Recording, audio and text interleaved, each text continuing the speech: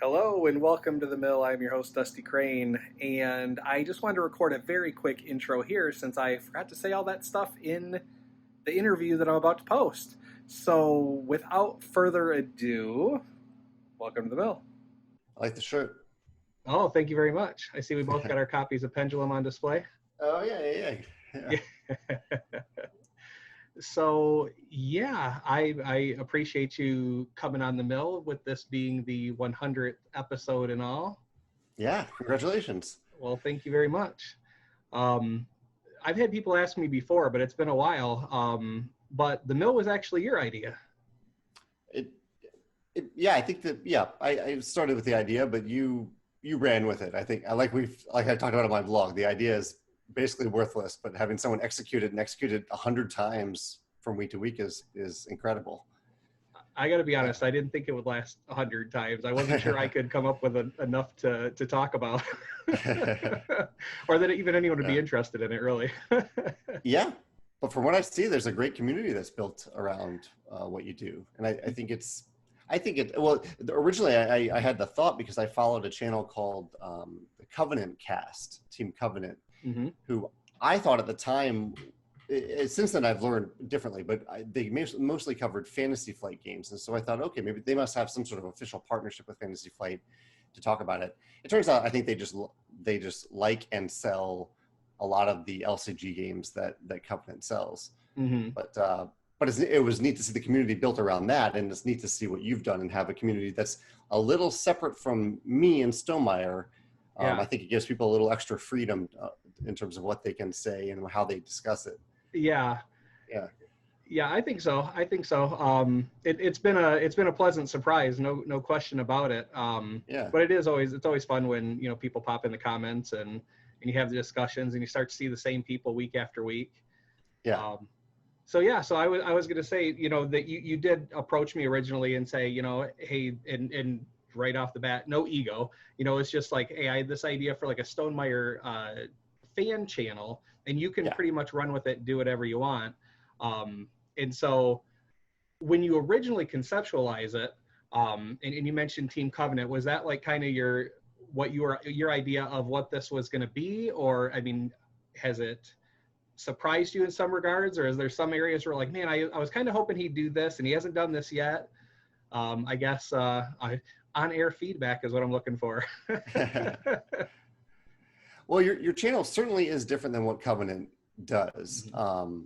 But I think the key takeaway for me for while watching Covenant is the enthusiasm they have for the games that they talk about, which can be the case for like reviewers that talk about a wide spectrum of games. But it spoke to me that they were just so enthusiastic about so many different Fantasy Flight games. And I knew a little about you at the time because you were a Stonemaier ambassador. You had been active in the comments of different Facebook groups and whatnot. And I could sense that same enthusiasm from you. It wasn't something I wanted to superimpose onto you. It was something that I saw from you. And I thought, if I was a fan of Stonemaier games, I would love to listen to you talk about their products so I could have an outlet when I just want to be excited about something that I know that I like. Yeah. And so that I love what you've done with it, because I think, have you found as a creator that that you gravitate towards certain types of videos now, and maybe certain videos that you thought you may have done, just you ended up not being excited about?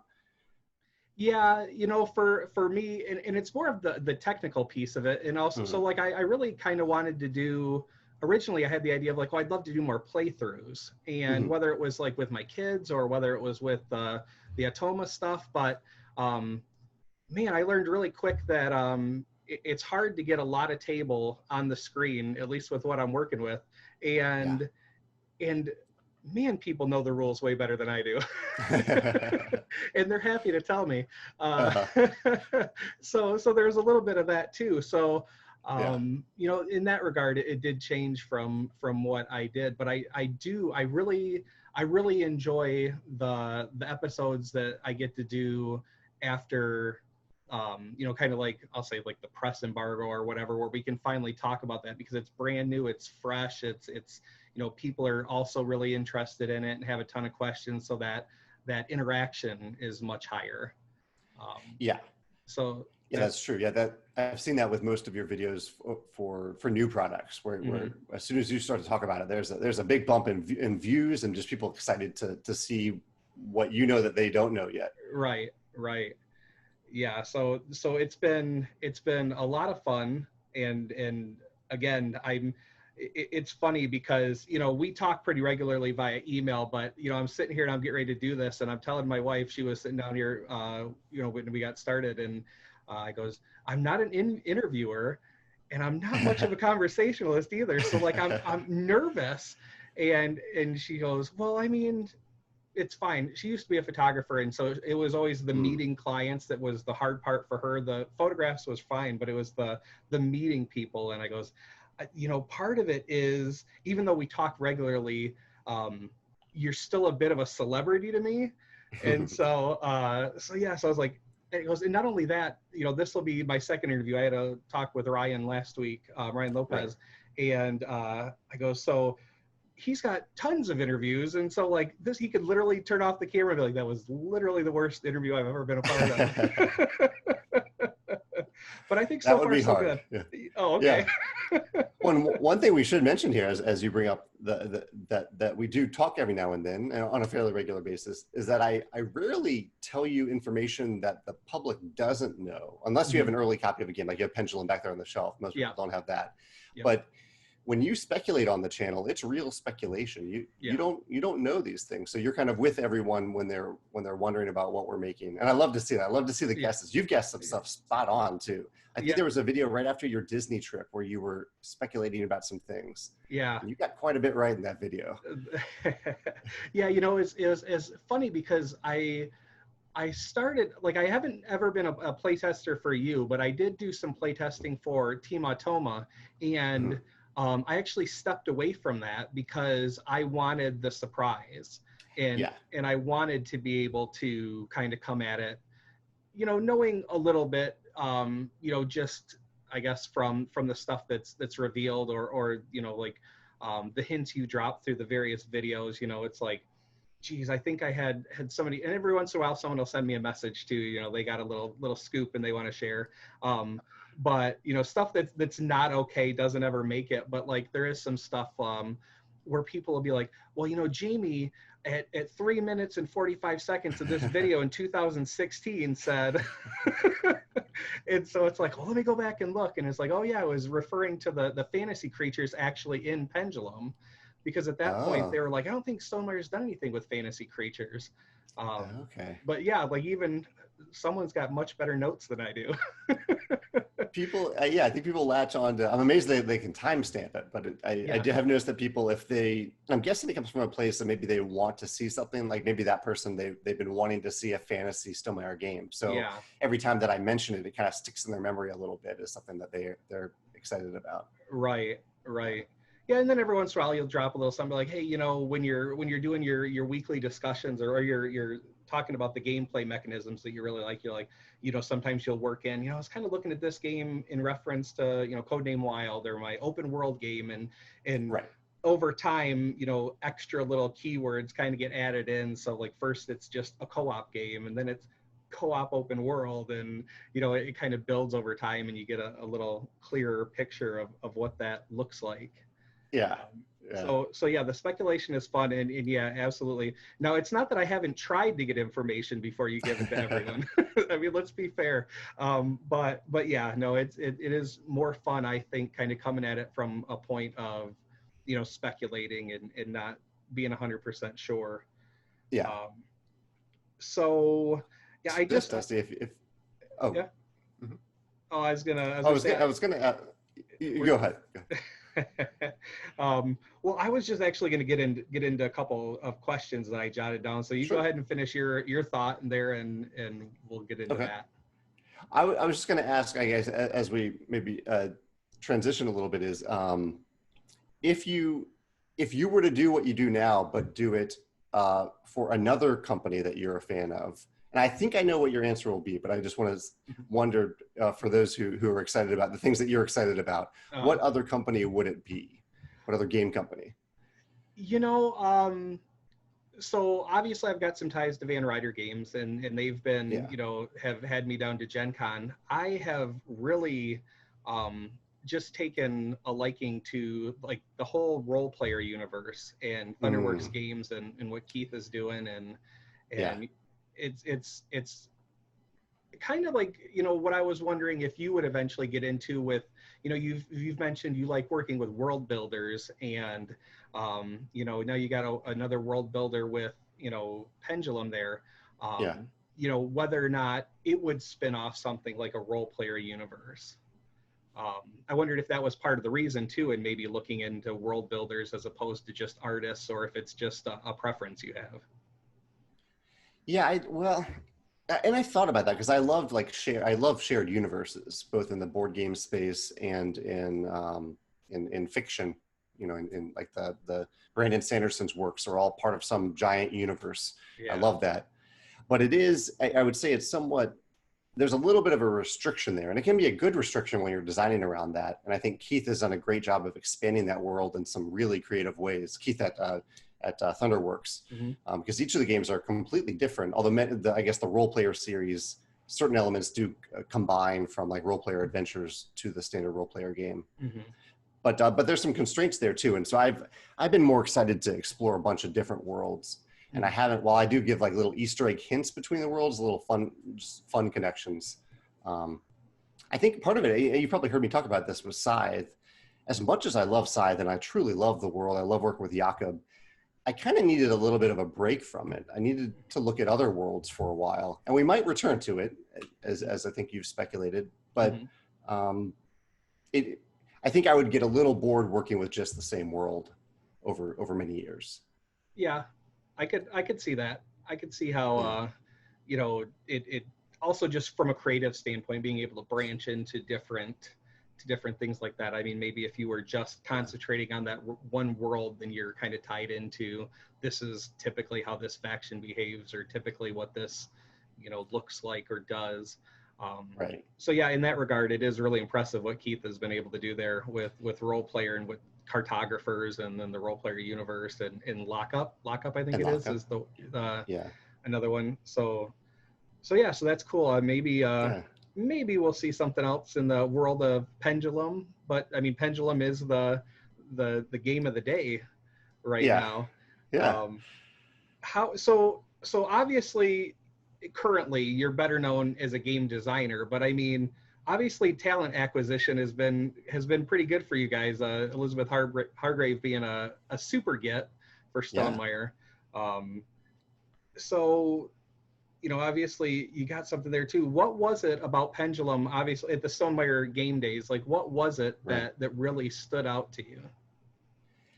Well, initially, really, I shared some of the doubts that I think people are feeling right now, or some people are feeling right now, where they heard, okay, a real-time game with timers. And when I initially heard that, when I knew that the game was at Stonemaier Games Design Day, which is an event that we host where designers from around the country and around the greater St. Louis area come to play prototypes, their own prototypes and prototypes from other designers. But I heard that about this game, and I was like, you know, there are a few real-time games that don't make me feel stressed. And there are also, from my perception, my market perception, there are a few real-time games that are really acclaimed or well-received, or even often played, from as far as I can tell. There are a few exceptions to that, but there aren't a ton of them. And so I was doubtful, but then it got it got a 9.3, like 9.34 rating at Design Day out of 10, which is way higher than any other game has ever been rated there. And I was just like, okay, well, I need to check this out. And friends kept coming up to me and saying, Jamey, you got to check out this game. You got to give it a try. And so I eventually gave it a try, and it actually took 2 plays. The first play, I was like, okay, this is good, but I'm still worried about it. And then the second play, I was like, okay, I get what they're seeing now. This is cool. Yeah. You know, it's funny because that kind of mirrors a little bit of my experience with it. And so, like I mentioned, actually, this Pendulum is the last game that I play tested for Team Automa, and I debated whether or not even to tell this story, but I was going to tell it on my channel after that I could. But was after I could not even get through the first game with the Automa because I did not like the way it made me feel. Like, I didn't like the timers. I was having a hard time understanding when am I flipping it and stuff like that. And then instead of like strategizing for myself, I felt like I was kind of like following, like I had to pay closer attention to the timers just for the automa. And it was less about me. But that being said, so when the copy came, I was kind of concerned too, because I'm like, oh, is this still going to feel the same way to me? But then we started the way the instructions tell you to with the no timer variant, and use that board. And that made all the difference in terms of like really allowing myself the time to understand when I'm taking what actions and what is available. And I just need you guys to come up with a game that I can beat my son at. because we played the first game and he destroyed me. I thought I was doing really good too. But the way, and you'd think this would play better too at a higher player count too. And I know you always, there's a big focus on it being, good at all player counts. And we were playing it too, which is, minimal. And just the additional little constraints there were still where I was like, okay, I'm gonna do that. Oh, he beat me to it. I wish I had more grande workers. For those who don't know what we're talking about, there's a double-sided board, and on the 1 to 3 player side, there are fewer action spots. It's kind of like the same action layout, but just a few less spots than on the other side of the board. So like 2 of them are combined. 2 are combined. Yeah, exactly. So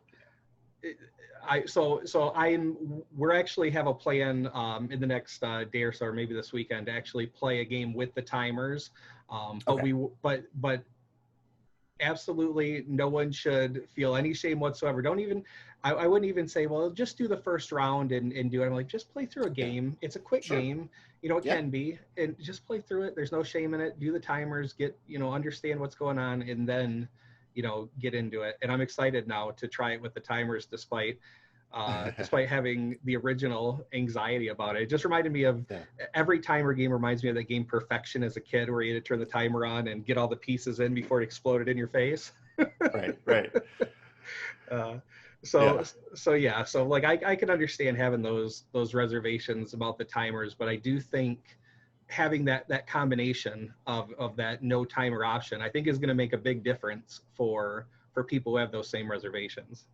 Well, I think so many people only play a game once. There are a lot of games on my shelf that I've played once, games that I enjoy. And so we wanted to make sure that first experience had the potential of being a good experience, even if it's untimed. Because the timed version can, the first time especially, can be a little, not disorienting, but you can, even though you're not rushed, you can feel rushed. Like 3 minutes can pass really slowly or really quickly, depending on how much you're thinking about and what you're trying to do. Yeah. No, that's true. And what's really remarkable about the no timer variant is you still have that same feeling, because of the fact that it's like, okay, we'll only turn the black timer, now turn black and green, and your worker is still tied up on purple if that's what you decided to do. So it really does a nice job of emulating those same timer considerations. I'm excited to get it back to the table. Cool. Well, it's actually on the table right now, just under the okay, I got a Jasper too under the tabletop. So Pendulum, was one of those games that you just kept hearing about and really, I guess, getting pushed at it. How, I guess, was the art already in place? Was that world already in place, or was that something that after you had the game, you're like, all right, now we need to do something extra with it? Yeah, originally it had a Roman theme. It had a historical theme. And Travis, the designer, was really into this theme. Like I kind of heard him teaching the game at Design Day, and he explained everything very thematically in terms of what he knew about Roman history. And so I was a little hesitant to suggest a different theme, but in our games, we don't really have many historical themes. It's more escapist. You escape to a different world, a different place. And so I asked him if he would be open to a retheme without changing the mechanisms, but just a retheme into a fantasy world. And he was very open to it. If he hadn't been, I think we would have found a way to make the Roman theme work. But he was open to it, which was awesome. And that's where I reached out to an artist that had filled out our job application form, who had said, I'm an artist. I love to world build. I checked out his portfolio. I loved what he was working on.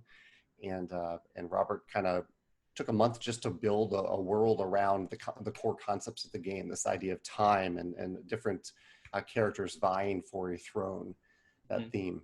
And Travis looked over his notes and gave some suggestions, and then we kind of came to a conclusion as to what the world would be. And then Robert made the art for it. Yeah, I think in the world building that's even, I mean, there's not a whole lot of it present in the rule book. In the theme, I guess, is,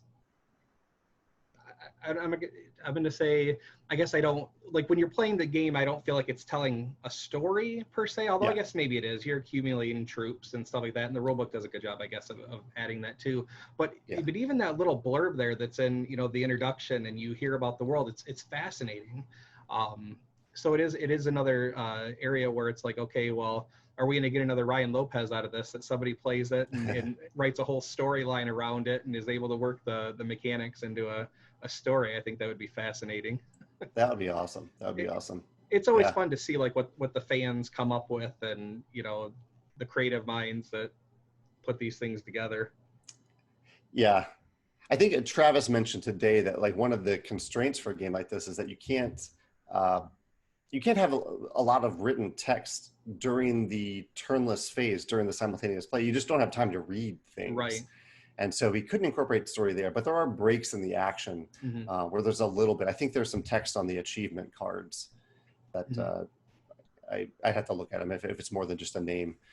Yeah, actually, you played recently. Is there text that describes what's happening, or is it just the title? I think it was just the title. Just the title, yeah. But even then, we found ourselves kind of like putting a little story around it. It was like, okay, well, I have, this much military and this much culture.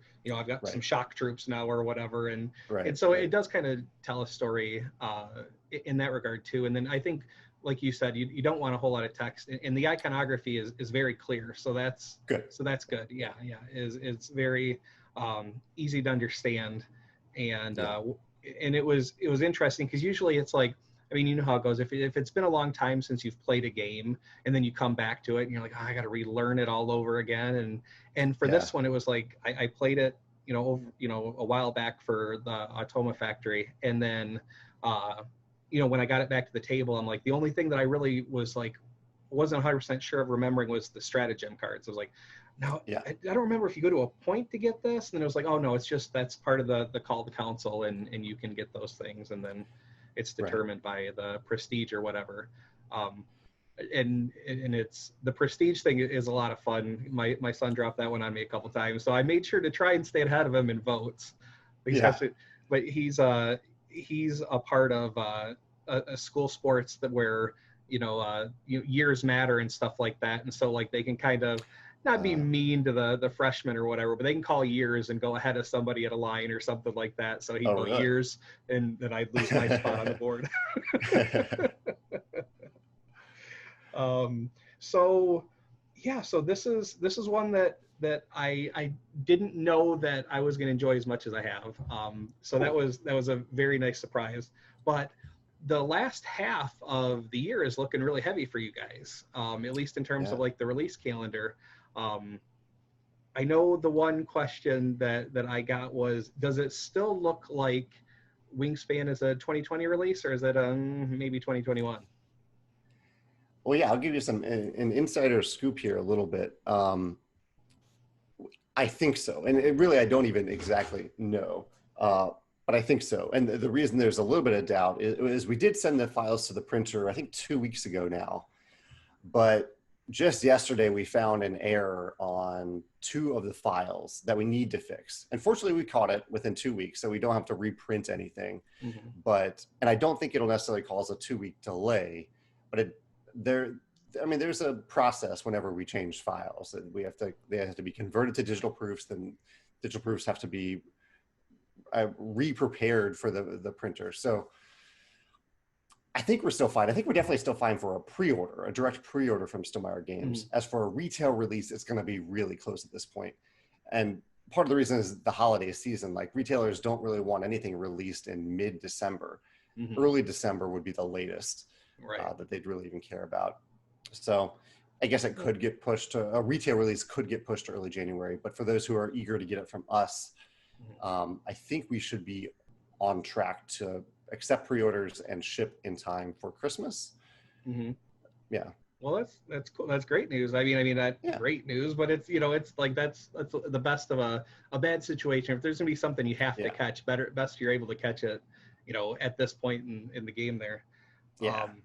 So that's exciting. That's going to be a Tapestry expansion and a Wingspan expansion, possibly. My son is really excited about the Tapestry expansion. Cool. I think Tapestry took over Scythe for him as his #1 Stonemaier game. Wow. And does he try different strategies with it, or does he have one thing that he really likes to do every time he plays? He does try. So the thing that he's always doing, he's always filling his mat as much as he can. He's trying to get down the tracks faster than anyone. So he's willing to gamble a little bit on the science die, but he likes that upgrade track. But it really is just about him completing as many rows and columns as he can. Okay. Cool. So yeah, that's something I've consistently noticed him doing. Nice. Yeah. So I was just looking at the poll for Rolling Realms, and it's looking like you have some interest in a retail release of that too. Yeah, let's pull up the current numbers to see what it's looking like. So we put a poll on the e-newsletter the other day that asked people if they would buy a printed version of it, which was not the plan for Rolling Realms. This is something that I designed at the beginning of the pandemic. It's an infinitely scalable roll and write game. Yeah, it is looking. The other day I looked at it, it was like 500 votes. So currently the number of people who said that yes, they would pay $20 to $25 for a printed copy is 864 people with 215 maybes. So we'd have to make 1,000 units minimum for any print run, but I think we could justify probably at least a 3,000 unit print run with something like this. I think not bad for something that just started as a little quarantine project, huh? Yeah, not bad at all. Not bad at all. I guess a little bit of outside of Stonemaier, I know that you are a guest designer on this mystery dice campaign that's on Kickstarter currently. And I know you are, that it's all top secret. Nobody knows what's going on. But the theme for your weird stuff is Rolling Realms. Yeah. Is there any potential, I guess, carryover between what you would put in the box for the Rolling Realms and what is being produced for that Kickstarter? I'm not entirely sure what I'm allowed to say, but I'll say some stuff and hopefully it'll be okay. Yes. But it's, and there's no giant reveal here. In Rolling Realms, you have 2 D6s. Yeah. And I think the twist that I think I'm allowed to say is that John, the guy who runs these Kickstarters for the mystery dice, there's sets of dice. So it's like 1 D6, then a D8, and then a D10, D12, I think all the way up to maybe D20 or beyond. And so the little twist is that because it is Rolling Realms themed, he's adding another D6 to it so that you can have 2 D6 dice. Oh, cool. So that's the only connection. There's nothing that's changing in Rolling Realms. But I think that's what he's trying to do there.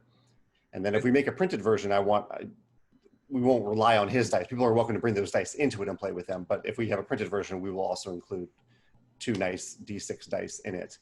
And right now, kind of the question that we're debating internally is what constitutes a really, really nice die that's worth, that people really like. Can you think of any games where you just really like the standard dice in it based on the texture, the color, the swirls in it, what they've done with it? Off the top of my head, not so much, but what I have noticed is like I when you get the big chunky dice, like I just had it at the top, like from Root. Sushi Roll or Seasoned. Yeah, Root. I was thinking of Root. I think it's a D12 or whatever, and it's much chunkier than you're normally accustomed to, and so something about that feels a little cool to throw across the table. Yeah, a little extra heft to it. Yeah. Yeah. But yeah, those dice can get crazy. I I went to Gen Con one year and I'm like, I'm buying a nice set of dice. I'm going to do it. And I walked up to one of the merchants there. I think it was, I can't remember, but like the set of dice was like $120. And I goes, nope, wow. I can't do it. Can't do it. That's a couple of games. Yeah. I think John's mystery dice are much more reasonably priced. Yeah. And it was I actually saw you back it, and that's what got me to look, and I'm fascinated because I'm not typically one to buy things sight unseen, and for him to just go, trust me, it's going to be cool was a little bit hard to do, but I'm like, when he says, listen, you're going to love it, or, money back, I've been a part of plenty of those campaigns, and I'm like, I'm not going to ask for my money back, but it helps, I guess, with the whole like buyer's philosophy, I guess. Okay, I can do this one. It's fine. Yeah. So I guess tying it back a little bit to Pendulum there, people often talk about Stonemaier games and their table presence, and whether it's Scythe's mechs or the Seekers in My Little Scythe or the buildings in Tapestry. What do you consider that item to be in Pendulum? Is it the sand timers? The sand timers are part of it. Really, of all of our games, it's probably, I'm cheating a little bit by saying this, but it's the legendary achievement token, the medal token in it. Mm-hmm. It's definitely not on the same level as like the landmarks in Tapestry or like the bird feeder in Wingspan. Very different table presence. So I would say it's a combination of the timers and that token. And that token was plastic for a long time. Even actually in one of the early copies we got from our manufacturer, it was plastic. And I was like, this doesn't feel legendary. I need something with a little heft to it, a little gloss. So we made it into a metal token. Yeah. I think the game looks good on the table. Really good. I really like what Robert did with the board. But it is, I would say, a little different than some of our other games. I wanted to keep the price down. I didn't want it to go up into the $70, $80 range. Mm-hmm. Yeah. That legendary token, it does have some heft. It does feel legendary. And I guess just to tie back, I really like what you did with the board too, because when I play tested originally, the red and the green and the black were all separate boards, and so I liked that too, that it was all put into one board. It also helped to like keep everything close together too, for the sake of flipping those timers and all that. Yeah, I understand why Travis did that for the prototype. It's easier to cut up that way. But for the final version, I like having everything all in one place. And even with the player mats, I don't know if you remember this from the prototype, but there, you had your player mat and then you had a separate like province board. Yeah. And I wanted to keep all that together so all of your attention could be on one thing instead of split between two different things. Yeah, that province board was interesting because it ended up looking like a kind of like a cross, like a cross there, like the red cross, where he's like, all right, I'll put some under here or some under here, and it was neat. But I do like too the way it is under that player mat there, and I think it makes it a little bit more obvious too when you're taking your production actions that it's all just right there in a column. Right. Let's see here. So I heard today, the Wednesday live stream, someone had asked whether you'd include Pendulum in Rolling Realms. Do you have any ideas of what that would look like? I haven't. I actually have it on my to-do list to start brainstorming it. So I really don't know yet. But if we do make Rolling Realms into a printed game, it'll be like the current version is you print out one piece of paper, and that's all you need for it. That's the idea behind it. Very simple to print at home. But in the printed, for expandability reasons, if we did a printed version, each realm would be on a card. So like you, player Dusty, would have a set of 9 cards, one for each of the realms, and you'd play with 3 of them for each round, like the game works right now.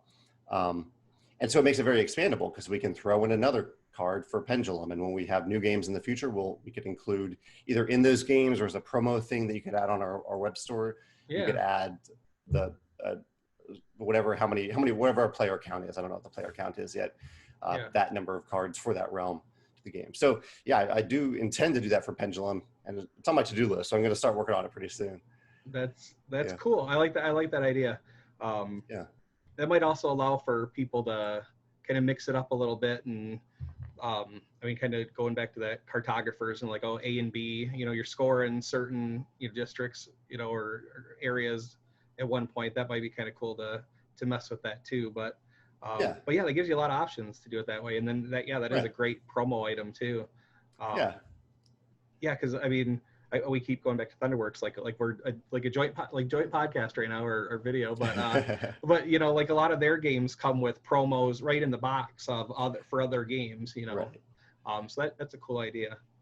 Trying to think if you could do some Easter eggs like that too, like in one of your games, you could say, hey, I mean, I guess that kind of draws people to your other games too. It's like, well, I got a promo for Viticulture, I might as well go pick it up.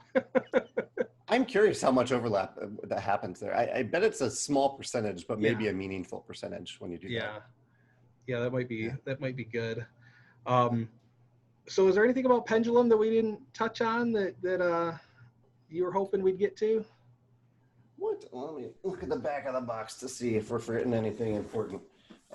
Especially given that you play tested. Actually, we haven't. People may not know. So we do the solo modes in these games.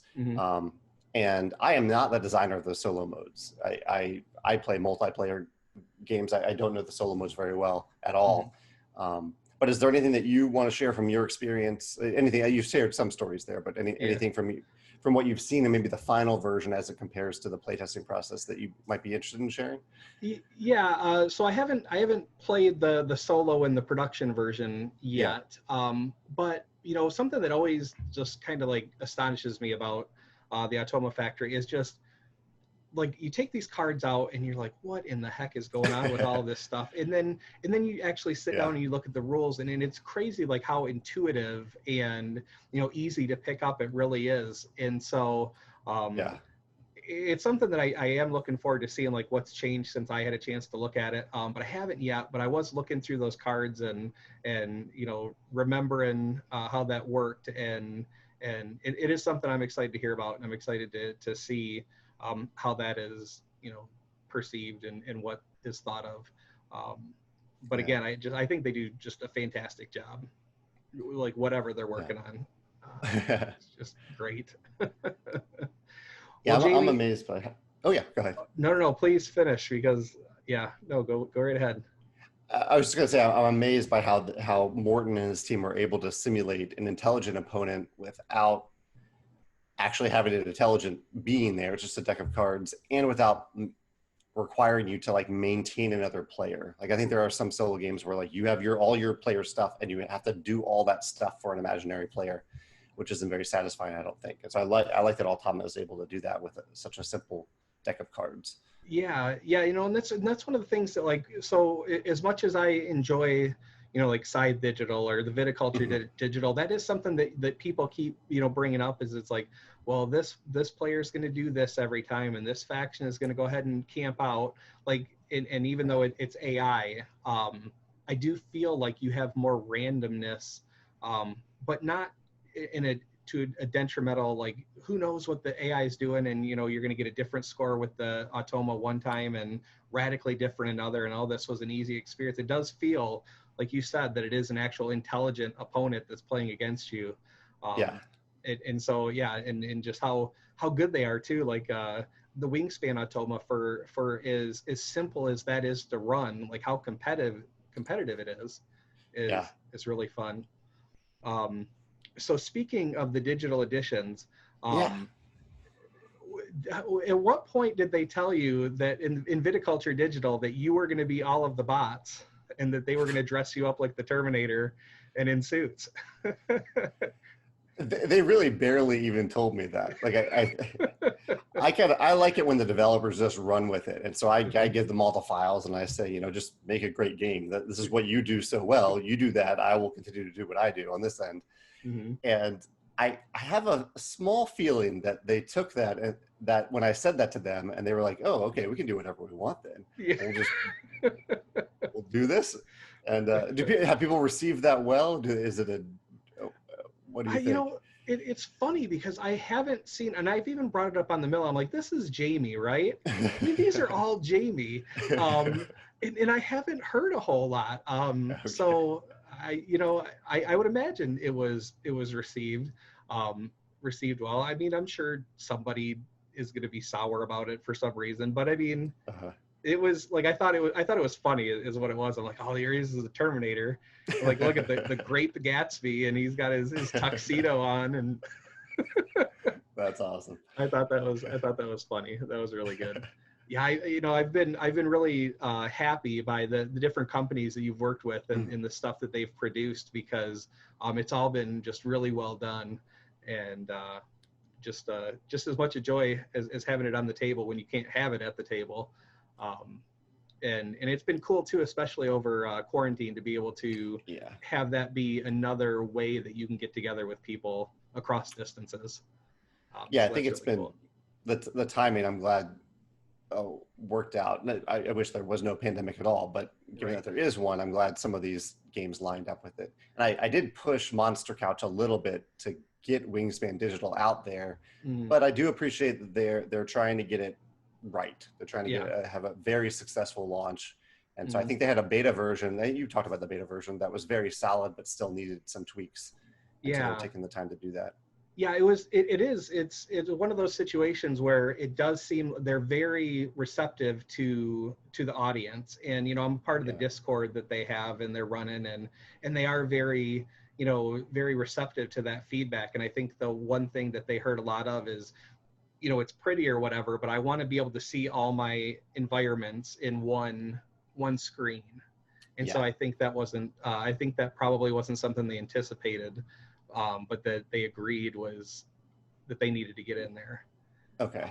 So I mean, there may have been more stuff, but like, even, for it being a beta and you expect to see a lot of bugs and, work stuff out, I thought it was just beautifully polished, and I can't wait to get that on there on my PC or the Switch too.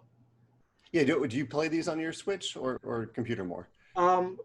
Probably most of these I probably play on my tablet most. But for this one, for Wingspan, I was going to pick up on Switch. Okay. I know that some of them, some of the games that have been adapted to Switch have not been, if they've found any issues, they're slower to update those than they are on Steam. So I was a little hesitant, but there's no question for Wingspan. That's getting on the Switch for sure. And Monster Couch just seems like one of those companies that is going to be very, attentive to the product that they put out. Good. That's good to hear. And hopefully they do stick with it. Yeah. I've been really impressed with, Digitize has done a very good job, but Acram Studios too. I've been so impressed by how engaged they are with, they do Charterstone, as you know. They ran a great group just for Charterstone Digital during the development, where they kept people constantly updated. They asked a ton of questions, and it seems like they've continued to do that after the release too. I love that level of commitment to the game. Oh yeah, I'm a member of the Test Flight, which is Apple's beta program, and I constantly getting Acram there'd be a new one, for a while there. It seemed like I was getting 1 or 2 a day. They just kept pumping out the updates, and you'd see every once in a while you get somebody who's really angry and they want, and I'm like, listen, if it's an issue, it'll be fixed real quick. I'm just going to uninstall it. I'm like, just give them a minute. They're going to have it done tomorrow. It's remarkable how fast they move. And in Charterstone, so many moving pieces.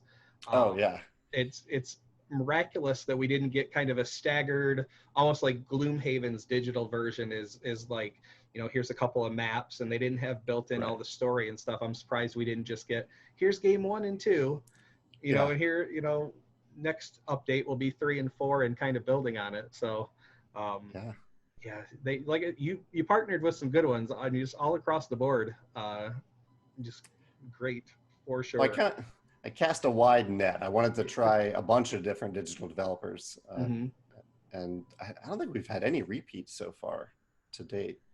There are certainly some that I would work with maybe before others, but I think all of them have done good work, and there are others lined up for pretty much all of our games now are lined up to put out versions of them, digital versions of them. That's awesome. So I know you've mentioned, and I'm not going to dig in for information here, but I know you've mentioned that someone's working on a full AI version of Tapestry. Yes, Has anyone made any reach for Pendulum yet? Or, I mean, do they ask that far in advance, or how's that work? Sometimes they do. I think most of them are pretty busy and they want to wait to see how the game does, because they are looking to sell 50,000 plus copies at minimum, I think, to get their investment back. And so no one has reached out about Pendulum yet. I think they're probably waiting to see what reviewers say about it and how well it's received. Yeah. But yeah, I am curious. And while I can't say the developer for Tapestry yet, I can say that it will be our first game on Board Game Arena, which is a platform that I've really, really enjoyed using during the pandemic to play games. Yeah. Yeah, I was gonna ask about that, because I know that you started posting pictures on Instagram and stuff like that, and you are pretty, the pictures have been largely Board Game Arena, which is great how they enforce the rules and stuff. It's a lot less freeform than Tabletop Simulator or Tabletopia. I'd wondered why there's no Stonemaier games on Tabletop Arena yet. One of the big reasons is that we signed these digital rights away to other companies and they run with it. And the contract that I have with the companies is a bit vague as to whether or not Board Game Arena, if I have the rights to even give the game to Board Game Arena. So like with Monster Couch, they have the digital rights to Wingspanned.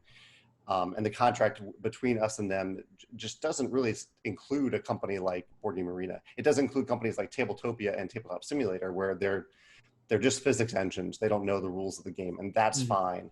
But Board Game Arena is a more nebulous middle ground, in that you need other opponents to play most of their games. I don't think they have AI, but the games know what all the components mean or are, and they can direct you through it. So I basically had to reach out recently when I became infatuated with Board Game Arena, and I reached out to all the digital developers and I said, hey, I'd love to put our games on this platform, but I want to do so respectfully to you, because we didn't talk about this and we have a contract. Would you be okay with that? And I got a lot of different answers. Some saying, yes, go ahead. Others saying, yes, but only after this point in the lifespan of our digital version of the game. And others pretty much kind of said no. And I totally respect that. Right. Yeah. Yeah, I could see how that rules enforcement, because it doesn't make a big difference. Because at one point I think I reached out to Leader Games and said, why isn't Root on Tabletopia? I want to play Root on Tabletopia, and they were like, well, it's Direwolf's now. That's theirs, so it's their call to make. But so that's interesting, but it does make sense to me too. When it's enforcing rules. But I guess I can see it both ways. Yeah. As a consumer, I just want whatever I want wherever I want it. Right. And I think they can coexist. I mean, playing Lords of Waterdeep on Steam, the full AI version, is different than if I played it on Board Game Arena. I think it would be fine on Board Game Arena, but the Steam version is awesome. Yeah. So. Yeah, especially when you have the capabilities to add, effects and sound effects and animations. The presentation, does make a huge difference. Yeah. So yeah, they definitely can coexist, but I understand them wanting to hang on to what they got too. Yeah. Jamey, I appreciate you coming out. I don't want to take too much of your time. I just asked for a little bit there, and I just appreciate you sharing with us and being here for the 100th episode, and for continuing to support the show like you have. Really do appreciate it. Well, and thank you, Dusty. I love the enthusiasm that you share about Stonemaier games and with the people that follow the mill. I'm always happy to come back. I look forward to what happens over the next year in terms of how the channel continues to evolve. And I look forward to what's coming next. And thank you for inviting me to join you. Of course. Well, have a good rest of your evening, and I'll talk to you later. All right. Take care. All right. Take care of yourself. Bye. Bye.